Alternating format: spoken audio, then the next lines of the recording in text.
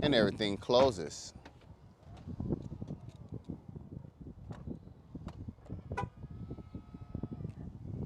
The most technically advanced Tesla vehicle on the market, the 2020 Model X.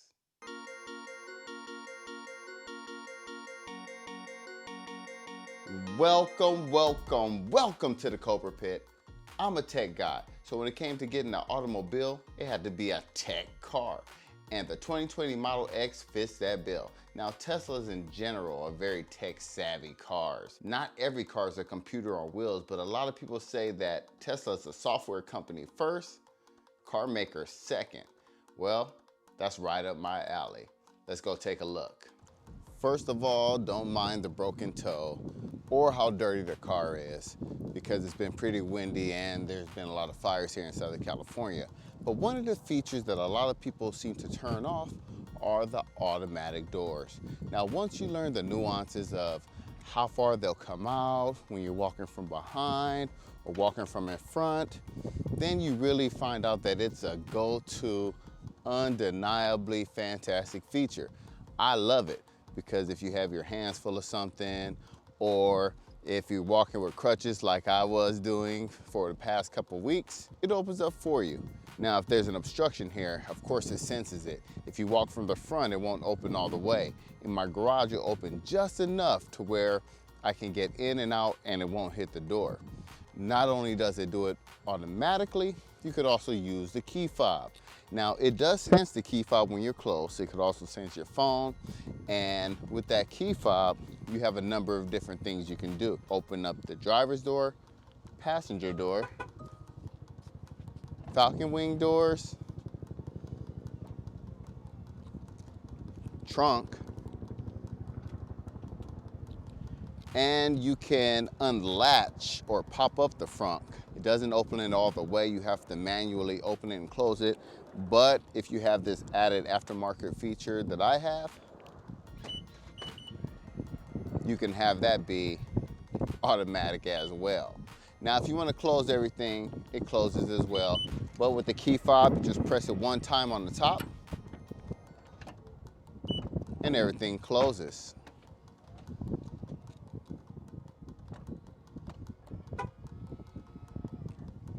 Another thing a lot of people ask me is, how do we get in? You can see the doors are all flush here, right? But a simple press and it opens it up. Now, some people think that Falcon wing doors are a gimmick, but to me, they are absolutely functional. They're great for letting kids in, older adults, or even me when I have my crutches.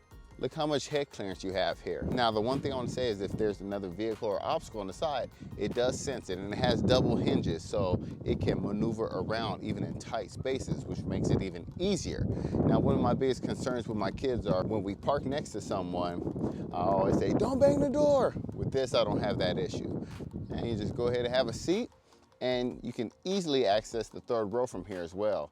This is a 7-seater. Closing and opening is simple. Once you're inside, you can close it with this button and open it again with the top button. So we finally make it inside of the car, but the door tech doesn't stop there. You can open the door by just pulling the handle. You can close the door by just pulling the handle. But my favorite thing of all, once you're in the car, before even closing the door, all you have to do is step on the brake and it closes on its own. And if you get out the car and leave the door open, as you walk away, it'll automatically close. But I kind of feel like a show off doing that, so I don't do it that often. So yeah, there's no on button, there's no push to start or anything like that. Of course, there's no actual key to insert. The car is just on once you come in and depress the brake. There is a wireless charger on the 2020 model, new to this year, and it's a single wireless charger, which is good enough for, me, but my Model 3 has dual charging. But, it's still nice to have the single wireless charger in here. Now, the first thing you notice when you sit in this car is this huge windshield. It's just a panoramic feel. It really does make you feel like you're in a spaceship. It's not really tech per se, but it makes you feel pretty cool in it. Now, even though the car does have 2 screens, it still gives you that minimalist feel. Now, when you think of a luxury car, you see all these knobs and buttons and things like that. This car doesn't have that much at all, really. If you think about it, it has the main screen in front of you that has all the pertinent information that you need. The speedometer, the music you're listening to, the drive mode the car's in, and then you have this big, beautiful screen over here in the vertical orientation, a stark contrast from the Model 3 and the Model Y. I actually prefer the horizontal for viewing media and things like that, but this huge screen is perfect for things like well, that's the fun stuff we'll get to in a minute. Now, Tesla has its own operating system, but it does use Google Maps. Now, you can pay $10 a month to get the premium connectivity, which gives you a ton of features, which includes the satellite view on the maps. I could do with or without it, but it is cool to have. But I really love how on the map they show you all the superchargers in the area all around you, and also how long it would take for you to get there, or how much energy will be consumed if you drive there. If you map out a trip, it can show you which superchargers are on your way and how much battery you'll have for a round trip or just there. It's pretty convenient. So once you are all settled into the car, it reads your Bluetooth, and you can have a priority Bluetooth where it goes to your settings automatically, your seat configuration, the different things that you may put on that, you know, let's say you live with a significant other and her preferences are a lot different. I love easy mode, she doesn't.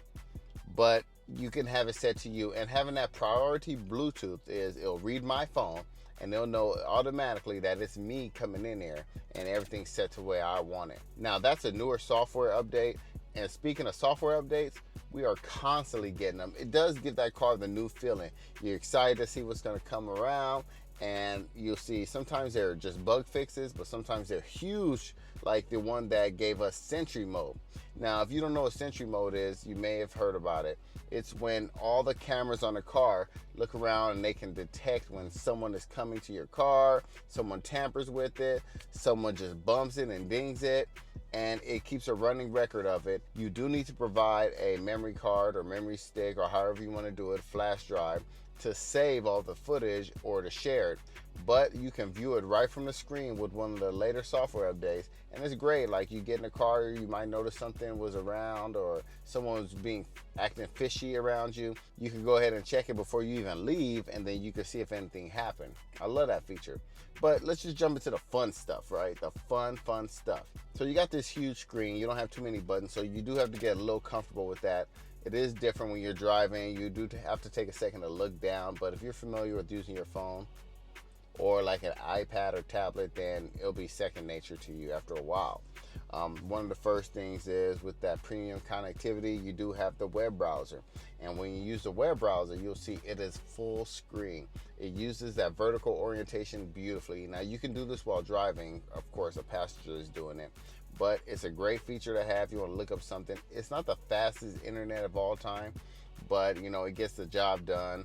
I mean, it's easier to pull out your phone, but if the passenger wants to show everyone in the car something, you can display it on the screen. Also, you can see we have lots of information. Another one is entertainment. Now, you can jump in, and you may have seen this before. Of course, you can watch Netflix, Hulu, YouTube TV, Twitch, and they also have tutorials on here.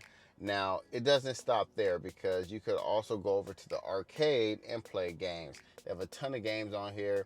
Some need a controller, and I haven't hooked up a controller yet, but I just play the games like Beach Buggy, where you can control it with your steering wheel, and games like that that's easier to play. I will use one of my Xbox controllers. I see many people do it, so I'll try it out. But there's lots of games on there. Maybe if you had a supercharger and you don't want to watch Netflix, or it takes too long to load sometimes, then you can just come on here and just play a game. It's pretty fun. I don't use it that often though. But also, it doesn't stop with the limited number of things. If you use a bettertheater.com, I'll put the link in the description. You can go there on the web browser, and you can have a way more greater selection of apps that you could use to view content when you're sitting around. So thanks to Reddit, once again, the possibilities are endless. And then, of course, we have the Toybox. Now, these things aren't very useful. I guess that's what it means by toy box, you know, things that you can have to just toy around with, like the farting,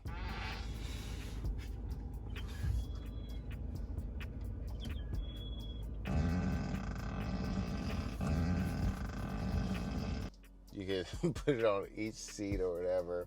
You can make music. I haven't even tried that yet. You can hit up the romance, play some soft music, heat up the car a little bit. Sketchpad, my kids loved this when we first got it. I can't wait till Christmas because Model X has a very special Christmas mode. And I'll probably show you a little bit of that later. We haven't tried it yet. You can change your navigation to display Mars, and there's so many different cool little things that you can do for fun, you know. It's not game changing, but it does make the car, you know, stand out a little differently.